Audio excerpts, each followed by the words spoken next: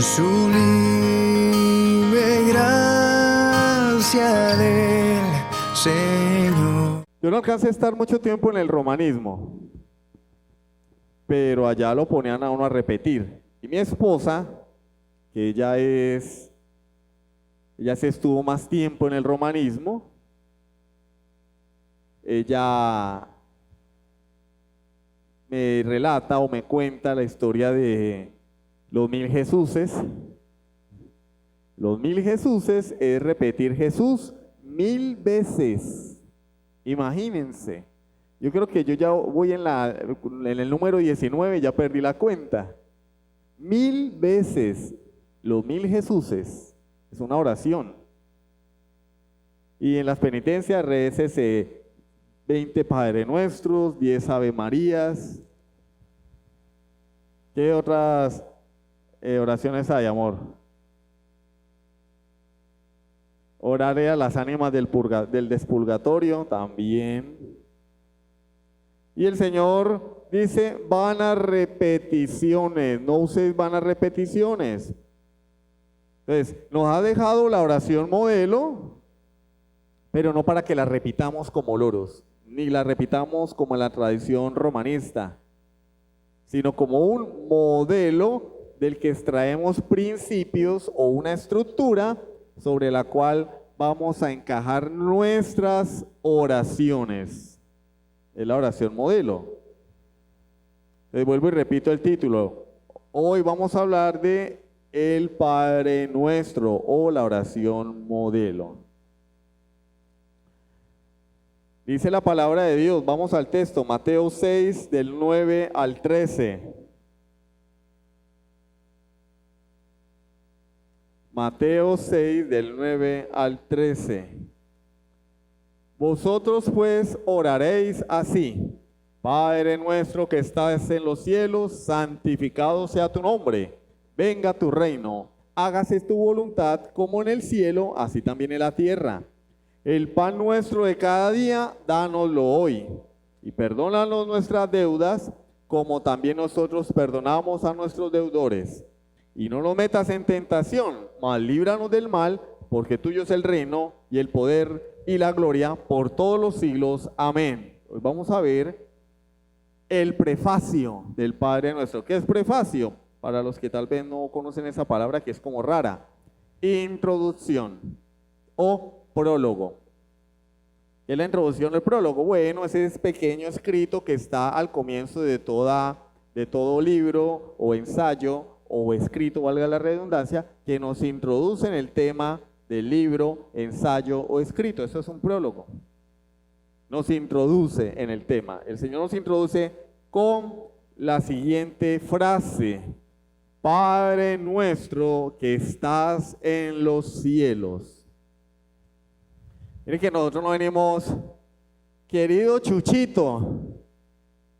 No, pero yo sí he escuchado gente hablando así.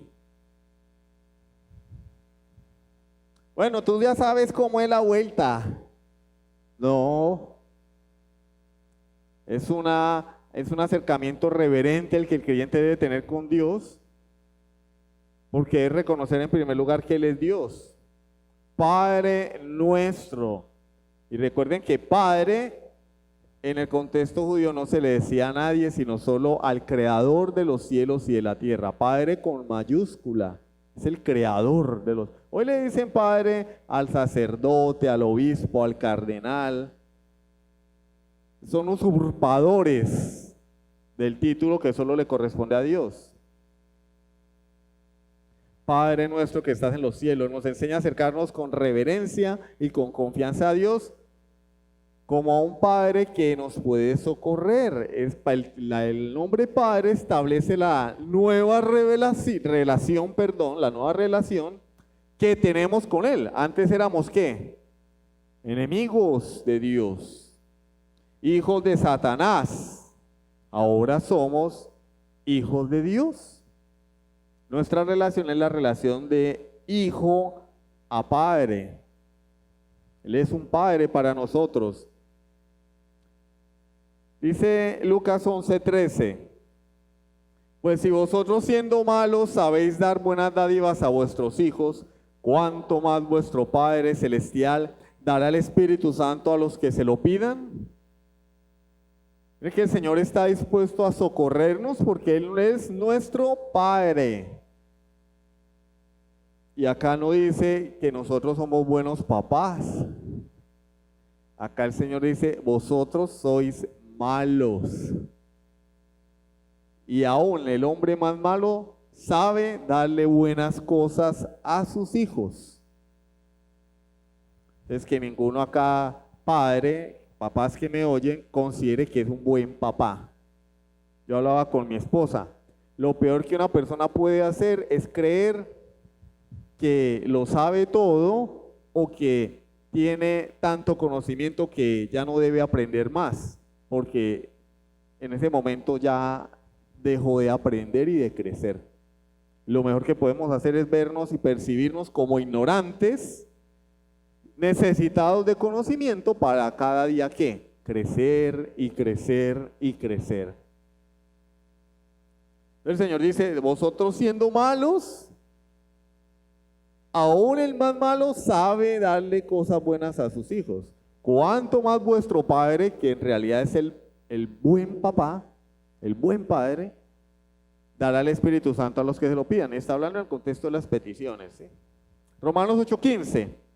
Pues no habéis recibido el espíritu de esclavitud para estar otra vez en temor, sino que habéis recibido el espíritu de adopción, por el cual clamamos, Abba, Padre.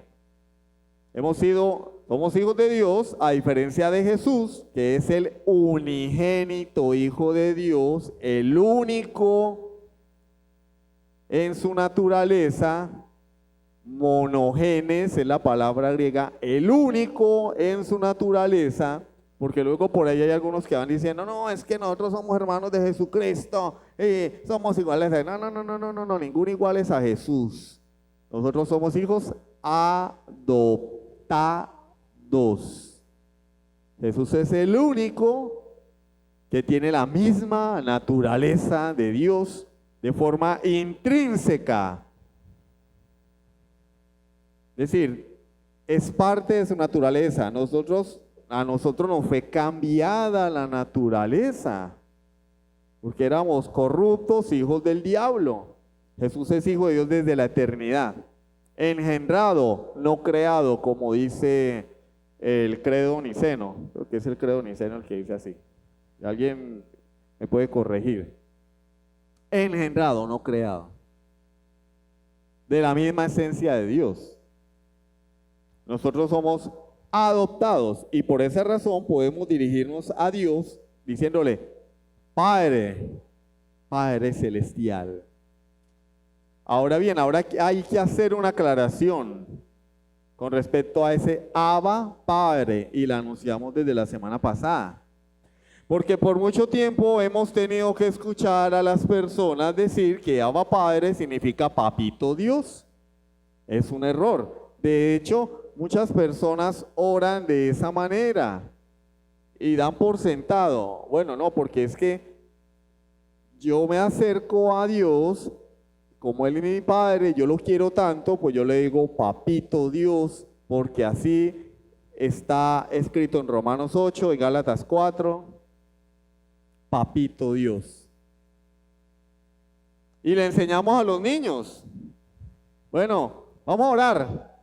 A ver, papito Dios, y el niño tiene 30, 40 años y papito Dios. No es lo que enseña la palabra y lo vamos a desmentir hoy de una buena vez para que oremos como es correcto, ¿cierto? No estemos diciéndole a Dios cosas que Él no ha dicho, porque seguimos anteponiendo la tradición y las interpretaciones de la Escritura a lo que realmente la Biblia enseña. Es una tradición, la gente, papito Dios, entonces yo como escuché al profeta X o al pastor Y decir papito Dios, pues me pareció bonito, yo le voy a decir papito Dios. Bueno, vamos a ver si la Biblia enseña eso de papito Dios. ¿Qué significa Abba Padre? Vamos a Gálatas capítulo 4, versículo 6. Solamente hay 3 textos en el Nuevo Testamento donde se encuentra esa frase, Abba Padre, Gálatas 4:6.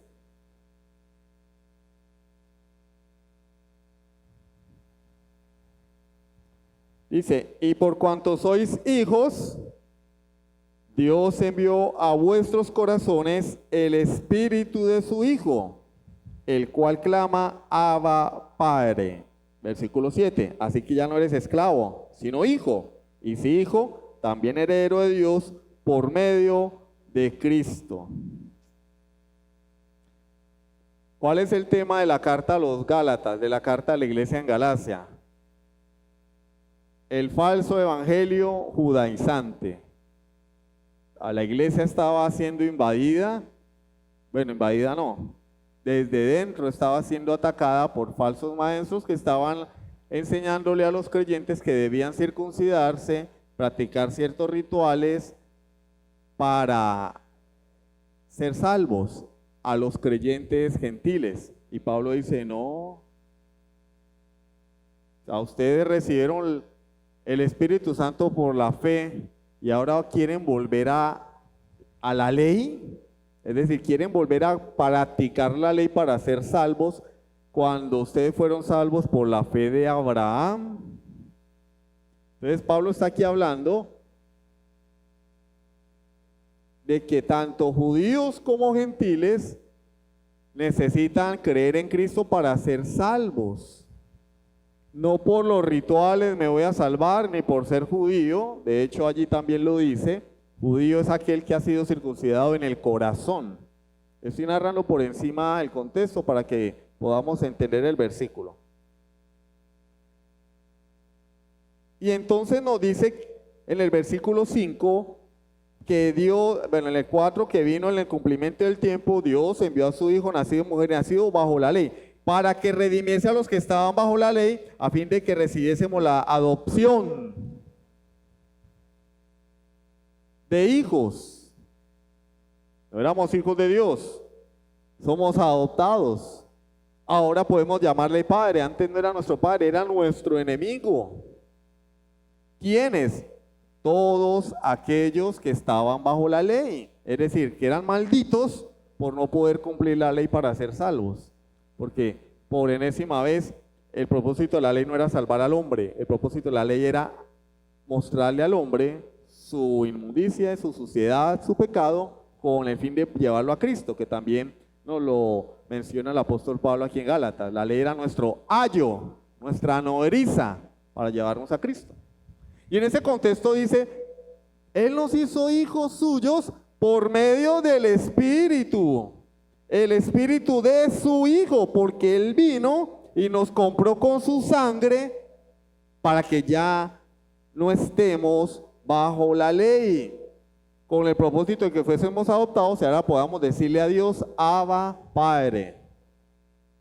Entonces por ningún lado vemos aquí, así que ya no eres esclavo sino hijo, esclavo del pecado, esclavo de la muerte, maldito por no guardar la ley.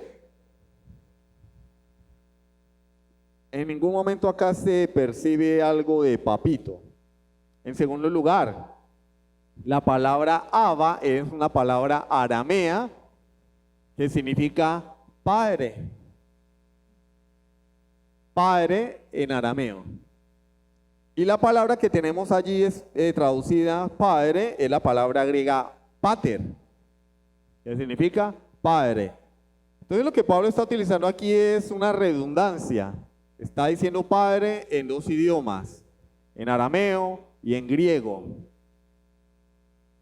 ¿Por qué razón? Porque uno de los temas de Pablo, sobre todo en Gálatas, que fue la primera carta que él escribió, es la universalidad del evangelio. Al igual que en Romanos, que es donde aparece también esta frase Abba Padre. Vamos a Romanos 8:15, por favor. Que fue escrito después de Gálatas. Romanos capítulo 8, versículo 15.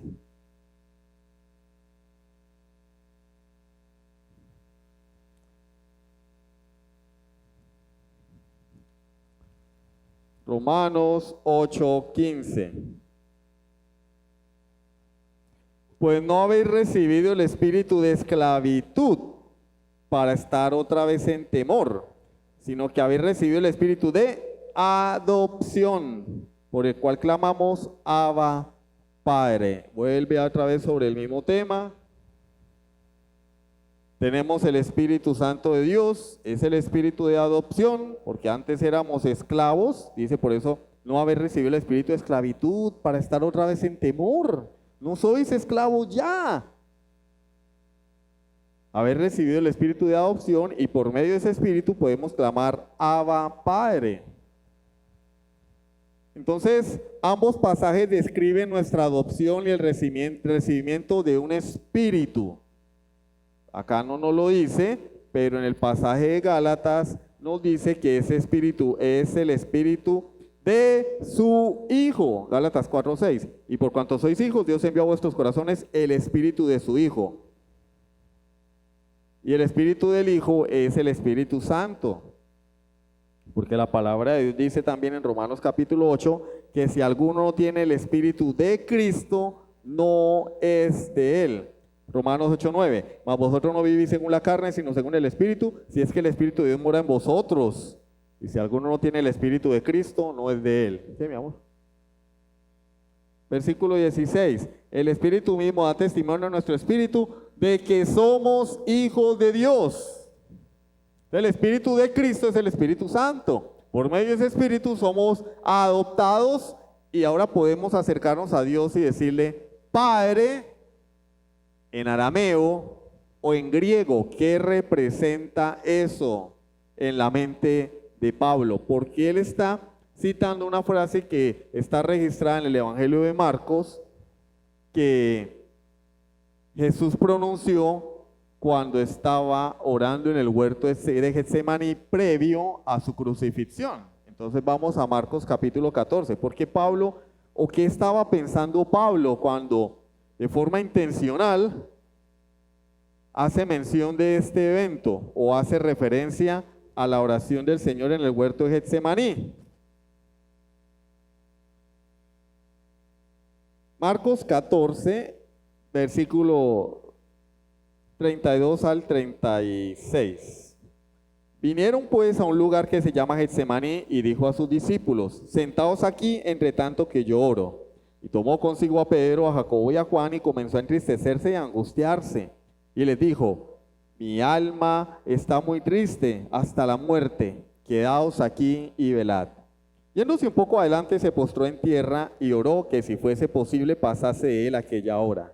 Y decía, Abba, Padre. Papito Dios, vamos a ver, todas las cosas son posibles para ti. Aparta de mí esta copa, mas no lo que yo quiero, sino lo que tú.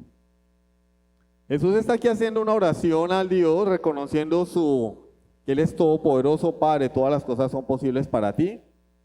Está reconociendo que Dios es soberano porque dice, no se haga lo que yo quiero. Para aquellos que dicen que le torcemos el brazo a Dios con oraciones, ayunos, ofrendas, diezmos, primicia de todas esas doctrinas de error, dice, mas no lo que yo quiero, sino lo que tú. Está reconociendo que Dios es soberano. Él viene a Dios en oración. Jesús es Dios. Pero Él viene a Dios en oración porque reconoce que Él depende de Dios. Él se somete voluntariamente a Dios. Entonces hay un sometimiento al Padre. Y dice, Abba, Padre. Marcos, que es el que está narrando este episodio de la Escritura, recuerden ustedes que el Evangelio de Marcos es el Evangelio ¿a quién? A los gentiles. El Evangelio de los gentiles. Por eso Marcos, cuando citaba frases en arameo, las traducía inmediatamente. Por ejemplo, cuando Jesús resucita a la hija de Jairo, dice Marcos, dice, Jesús se acercó y le dijo, Talita Cumi,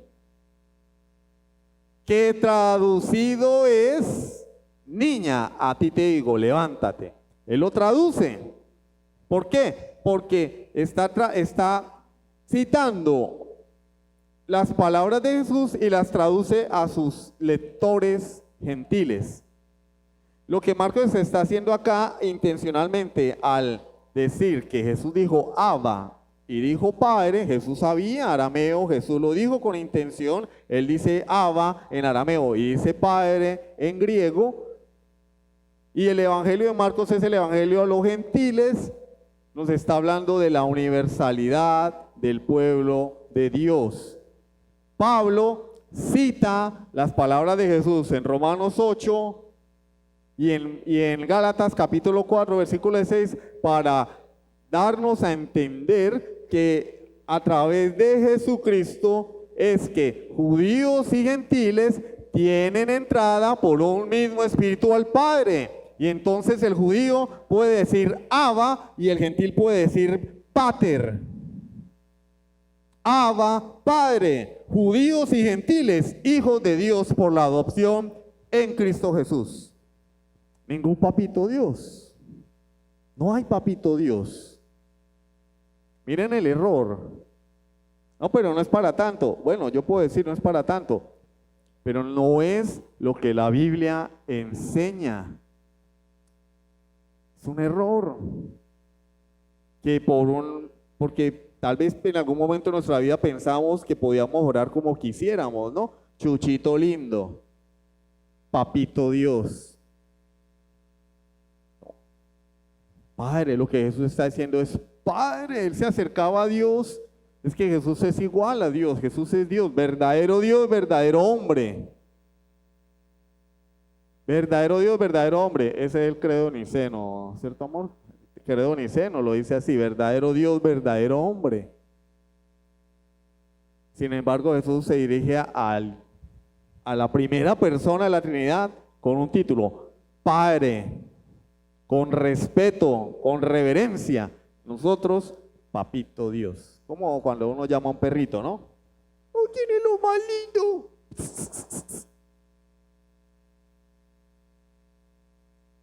Entonces vamos, como dijo Ricardo Arjona, aclarando el panorama, ¿cierto? Vamos entendiendo más y vamos corrigiendo lo deficiente a través del conocimiento de Dios. Dios nos está enseñando a orar, a tratarlo con reverencia, pero, sin embargo, no quiere decir que no sea un Dios cercano, porque podemos llamarlo Padre, con respeto y con reverencia. Eres mi Padre, Señor. Eres Dios, mereces toda honra, alabanza. Tú eres un Dios trascendente, pero también eres un Dios cercano. Eres mi Padre. Por ejemplo, yo no sé ahora, pero en nuestra época, uno se acercaba a hablarle al papá y uno no llegaba, ¿qué hubo, Cucho? No. Le decían, no, hágame el favor. Bueno, está mal dicho, ¿no? Porque hágame el favor y me respeta. No, así no se dice. Se dice, hágame el favor de respetarme. ¿Sí? Hágame el favor, ¿cuál favor? Y me respeta. O sea, le hago el favor y lo respeto. ¿Qué favor? Ir a comprar la papa, lavar la ropa. No, entonces, hágame el favor de respetarme. A mí me respeta, yo soy su papá. Como que Cucho. Aquí en Venezuela, pure, no sé, ese pure como suena como a puré de papa, ¿no? Pero el pure, yo paso pure. Pero no me respeta, yo soy su papá. No sea igualado, le decían a uno. No sea igualado. Hoy los niños le gritan al papá, le faltan al respeto, hasta le meten un manazo. Y ay, mire, mi amor, el niño me pegó. El niño me gritó, mi amor, mire, le voy a decir a su mamá. En el tiempo de uno era, me respeta. Papá hablaba y uno temblaba. Y mi papá no era el hombre más perfecto del mundo. Y con todo lo que él era, él hablaba y yo quieto ahí. Padre. Yo, por el hecho de que él tenía defectos y vicios, no quería decir que él no tenía autoridad. Seguía siendo mi papá hasta el día en que yo me fui de la casa y me casé. ¿Cuánto más nuestro Dios? Él es perfecto, justo, bueno. o para que nosotros andemos diciéndole Chuchito. Es una falta de respeto para el Señor. Sigue siendo Dios. El hecho de que nos haya adoptado no quiere decir que eso nos eleve a su nivel, como para ponerle sobrenombres, amañados, para hacernos una imagen de quién es Él, sentarlo aquí a mi lado. Chuchito. Le enseñamos al niño, dígale papito Dios. No, Padre Santo. Bendito Dios y Padre Celestial. Nunca vamos a escuchar en la Biblia, en las oraciones de Pablo o en las introducciones, que él diga papito Dios. No. En Efesios capítulo 1 nos dice, bendito sea el Dios y Padre Celestial. Esa es la forma de dirigirse a Dios. Entonces lo que Pablo nos está enseñando a través de esta frase es la universalidad de la adopción en Cristo Jesús. Por Cristo Jesús, por un mismo Espíritu, tenemos entrada judíos y gentiles a un mismo Padre. Somos adoptados. El judío que hablaba en arameo dice Abba, y el gentil que hablaba griego, pater, Padre. Abba, Padre. No es otra cosa sino hablar de nuestro Padre en los idiomas que en cierta forma separaban al mundo. Separaban al mundo porque el mundo se dividía en dos, judíos y gentiles. Judíos, la nación hebrea. Sí, cuando hablo de la nación hebrea hablo del reino de Judá porque Israel ya había quedado fuera de la fiesta. Y por otro lado, los demás gentiles. Fueran el que fuera, griegos. Entonces por eso Pablo también dice, ya no es judío ni griego. Ahora podemos decirle al Señor, Padre, Abba Padre, pero no es papito, no es papito. Y pues, gracias a Dios, tenemos hombres de Dios que se han dedicado a estudiar su palabra y podemos mejorar nuestra doctrina y nuestro conocimiento de Dios, nuestro conocimiento del tema de la oración. Clamar Abba Padre no significa que Dios es el genio de la lámpara y yo soy Aladín. No, es que papito Dios es algo más cercano. O sea que cuando Jesús dice, vosotros oraréis así, Padre nuestro que estás en los cielos, entonces no es cercano. Para yo tener una relación más cercana con Dios tengo que decir, papito Dios, Abba Padre. Ya dejamos claro que Abba Padre no significa eso, ¿no? Pero si alguien todavía cree que significa eso, entonces para yo tener una cercanía mayor con Dios, le digo es papito Dios. Ay, ahí sí me va a escuchar. Claro, no es que dije las palabras mágicas. No, Abba Padre no significa eso. Pero tampoco significa que yo soy un esclavo, que Dios es mi amo y que yo no tengo derecho a dirigirme a Él. Todo lo contrario. Dios es mi Padre, yo sé quién soy, un pecador que ha sido perdonado por gracia, un siervo de Jesucristo, y manteniendo las distancias con Dios, porque Él sigue siendo Rey de Reyes y Señor de Señores, me puedo dirigir a Él como mi Padre.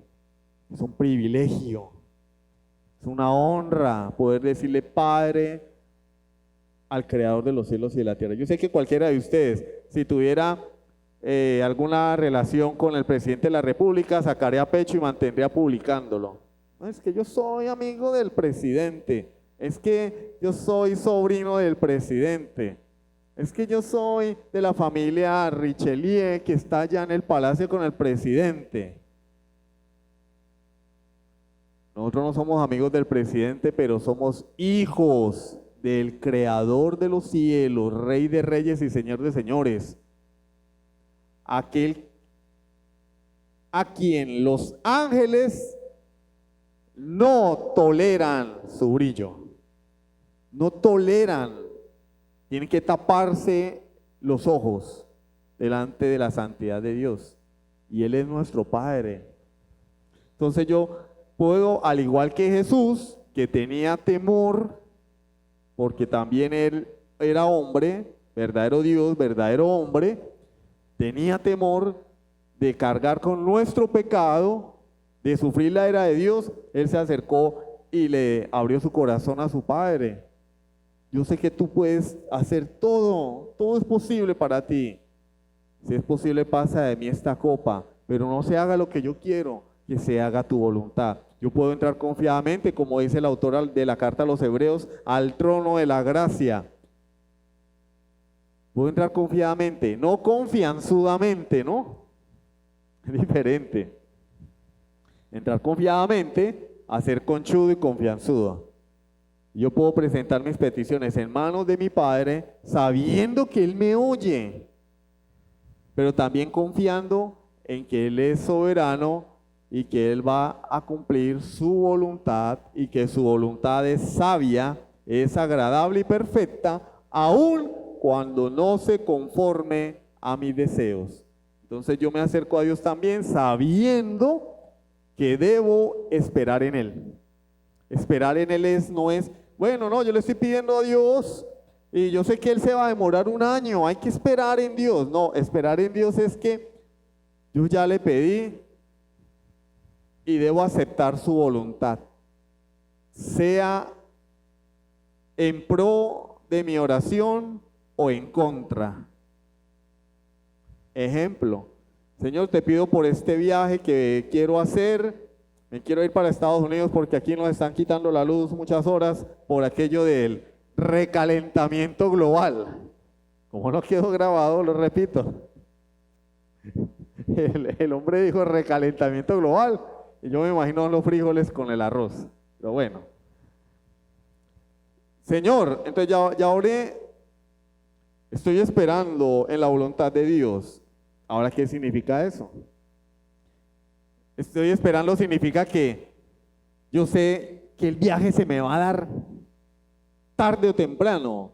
Si me toca esperar un mes, 2 meses, 6 meses, estoy esperando. No, esperar en Dios es, Señor, esta es mi petición. Si se dan las cosas, bien. Y si no, pues esa es tu voluntad, que así sea. Yo quiero es que se cumpla tu voluntad porque sé que tu voluntad es la mejor. Yo quiero irme de viaje. Me quiero ir para Estados Unidos, para España, para Chile. Ese es mi deseo. Pero como dijo Jesús, no se haga mi voluntad, sino la tuya. Espero en que lo que va a ocurrir es lo mejor para mí. Esa es la forma de orar. Siguiendo el ejemplo de Jesucristo, quien clamó, Abba, Padre. Amén. Vamos a hacer una oración para concluir el estudio y la semana entrante continuamos con la oración del Padre Nuestro, habiendo hecho esta aclaración. Bendito Dios y Padre Celestial, te damos gracias por tu palabra, gracias por enseñarnos a orar correctamente, gracias porque tú no nos has dejado a la deriva, no nos has dado mandamientos en tu palabra sin ton ni son. El hecho de que tú nos expliques tus mandamientos, que nos ilustres, que nos des detalles y nos instruyas, es un acto de suprema misericordia, Dios mío. Y el que nos regales el entendimiento a través de tu Espíritu Santo, Señor, es un tesoro que debemos valorar. Gracias, Dios mío, por tu palabra. Gracias por este pueblo, Señor, que te escucha. A tu nombre la gloria, en el santo nombre de Jesucristo. Amén. Sublime gracia del Señor.